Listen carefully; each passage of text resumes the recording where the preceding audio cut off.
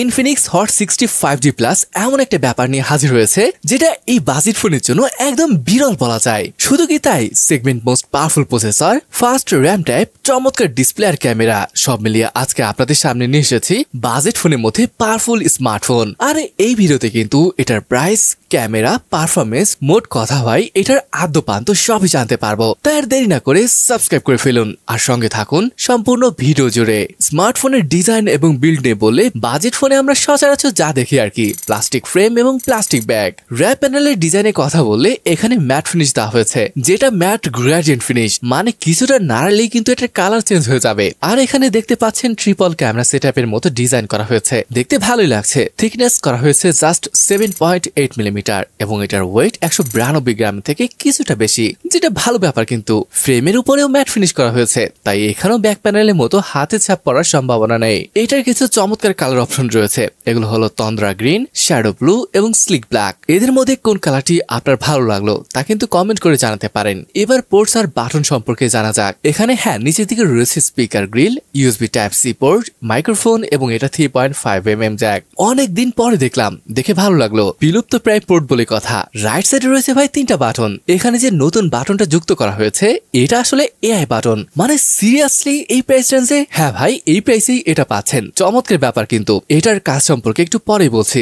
এছাড়া এখানে পাওয়ার এবং ভলিউম রাখা রয়েছে। টপ সাইডে কিছুই নেই, তবে লেফট সাইডে রয়েছে সিম কার্ড ট্রে। আর এখানে যে সিম কার্ড ট্রেটি রয়েছে এটা হাইব্রিড সিম কার্ড স্লট, অর্থাৎ এসডি কার্ড ব্যবহারের সুযোগ রয়েছে। এছাড়া এখানে IP64 এর রেটিং রয়েছে। আর এটার কেস পড়ানোর পর ফোনটিকে কেমন লাগে দেখতেই পাচ্ছেন, মনে হচ্ছে যেন একদমই ভিন্ন কোনো ডিজাইনের ফোন। ডিসপ্লে নিয়ে বললে এখানে ব্যবহার করা হয়েছে 6.7 ইঞ্চের বেশ বড় একটা HD+ IPS পাঁচল কাট আউট ওয়ালা ডিসপ্লে। বেজেল অ্যাভারেজ সাইজের হলেও চিন কিছুটা মোটা মনে হয়েছে।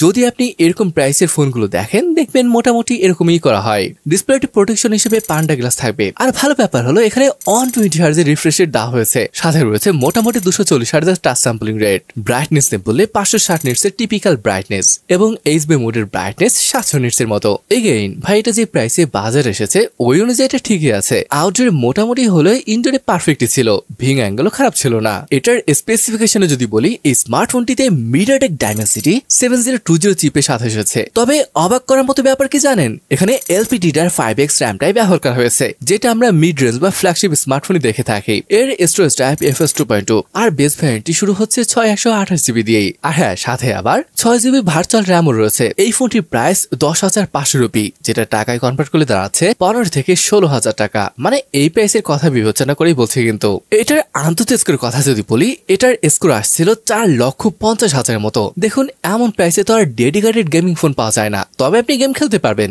এই যেমন ফ্রি ফায়ার 60 FPS খেলতে পারবেন, পাবজি নর্মাল বা মিডিয়াম সেটিংসে খেলা যাচ্ছিল। এছাড়া বাকি যে গেমগুলো রয়েছে এগুলো খেলতে পারবেন ভালোভাবেই। তবে যদি সফটওয়্যার আপডেটের মাধ্যমে 90 FPS চলে আসে, ব্যাপারটা ভালো হবে। সিপিইউ থ্রটল টেস্টে এটার স্কোর 89% আসছিল, যেটা খুবই ভালো একটা স্কোর। থার্মালও কিন্তু বেশ কন্ট্রোলেই থাকে। ব্যাটারি হিসেবে এখানে পাচ্ছি বড় সাইজের ব্যাটারি, অর্থাৎ 5200 mAh এর, সাথে রয়েছে 18 ওয়াটের ফাস্ট চার্জিং। সফটওয়্যার বলে এখানে রয়েছে XOS 15 বেস অন Android 15। আর এবার কিন্তু সফটওয়্যার বেশ আপগ্রেড করেছে। হ্যাঁ, প্রি ইনস্টল অ্যাপ কিছু আছে, আর এটা প্রয়োজন না হলে ডিলিটও করতে পারছেন। তবে মেজর আপডেটের বিষয় এখন পর্যন্ত তারা কিছু জানায়নি। তবে সিকিউরিটি আপডেট 2 বছর রয়েছে। এখানে কিন্তু অনেকভাবে কাস্টমাইজ করতে পারবেন, যেমন আইকনের শেপ চেঞ্জ করতে চাইলে পারবেন, ওয়ালপেপার নিজের মতো করে তৈরি করতে পারবেন। I like that. And yes, এখানে কিন্তু ডাইনামিক বারও রয়েছে, যেখানে টাইমার, নোটিফিকেশন বা কল আসলে এগুলো দেখা যাবে আর কি। It looks nice.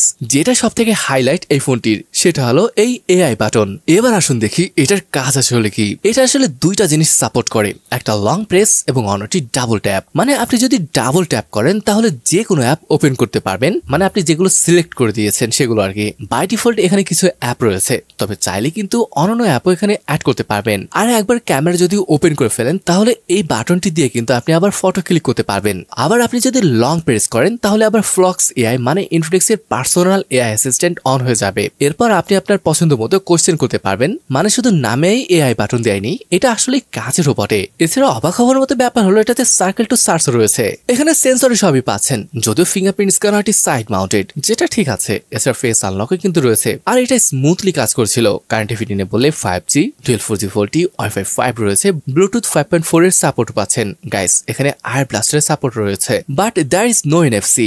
মাল্টিমিডিয়া বলে এটা ঠিকঠাকই আছে, যদিও রয়েছে মনো স্পিকারের সেটআপ, তবে ভলিউম আর কিছুটা লাউড হলে ভালো হতো, বাট ওভারঅল যদি বলেন ডিসেন্ট মাল্টিমিডিয়া। অলরাইট, এবার আসুন আমরা এটার ক্যামেরা সেটআপ নিয়ে কথা বলি। এখানে দেখতে পাচ্ছেন 3টি সেন্সর রয়েছে, যদিও এদের মধ্যে কাজের একটি যেটা 50 মেগাপিক্সেলের, সেকেন্ড সেন্সরটি এআই লেন্স এবং থার্ড সেন্সরটি হলো আয়ার ব্লাস্টার। বুঝতে পারছেন আয়ার ব্লাস্টার কেন ব্যবহার করা হয়েছে? আর ফ্রন্টে পেয়ে যাচ্ছেন 8 মেগাপিক্সেলের একটি সেলফি শুটার, ভিডিও করতে পারবেন 2K 30 fps এ, আর এটা ফ্রন্ট এবং ব্যাক উভয় সাইড দেয়। প্রাইস হিসাবে তো এর থেকে অনেক বেশি আশা করতে পারেন না, তাই না? তবে যেমনটা দেখতে পাচ্ছেন ফটো কিন্তু বেশ ভালোই আসছিল, যেমন এই পোর্ট্রেট শটগুলো। আর যদি ক্যামেরা ফিচার নিয়ে বলি, এখানে রয়েছে ব্লগ মোড, পোর্ট্রেট মোড, এমনকি এখানে সুপার নাইট মোডও সাপোর্ট রয়েছে, which means you can take photo in low light. এছাড়া slow motion, time lapse, dual video এবং এআইজিসি পোর্ট্রেটও রয়েছে। অলরাইট, এই ছিল আজকের এই অসম ফোনের ভিডিওটি। এই 15-16 হাজার ফোনটি কিন্তু ভালো কিছুই দিয়েছে। একে তো এটা দেখতে সুন্দর, এরপর এআই ফিচার, ডিসেন্ট ক্যামেরার পারফরমেন্স, সে সাথে প্রিমিয়াম এআই বাটন, সব মিলিয়ে ভালোই লাগলো ফোনটি। আর আপনার? তাহলে আজকের ভিডিওটি এখানে শেষ করছি, দেখা হবে পরের ভিডিওতে। ততক্ষণ পর্যন্ত ভালো থাকুন, সুস্থ থাকুন, আল্লাহ হাফেজ।